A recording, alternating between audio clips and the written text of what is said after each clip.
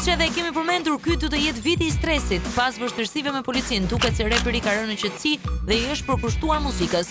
Pas disa projekteve të lançuara, tani ai do të sjellë të radhës që mban titullin Fake Love. Kujtojmë që dikur këndonte për Love Story, ndërsa tani për Fake Love.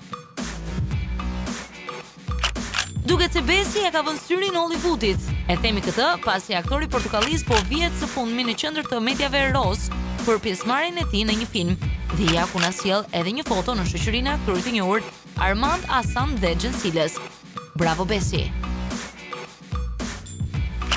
Nëse ky ka qenë synimi i saj, mund të themi se ja ka dalë. Të paktën kështu na thot vet Luana, krah njërës prej fotove të fundit ku shkruan, dhe kështu ajo vendosi të jetojë jetën që ka imagjinuar.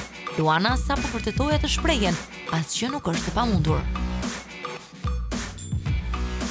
Të paktën për një ditë Beatrix ka shijuar të qenit bjonde. Pjesëmarrëse në Your Face Sounds Familiar, këngëtarja ka ndryshuar look për mbrëmjen e kaluar të spektaklit, por si duket i ka shijuar aq shumë kjo ngjyrë flokësh, saqë edhe nuk ja ka rezervuar vetes një shëtitje nëpër kryeqytet.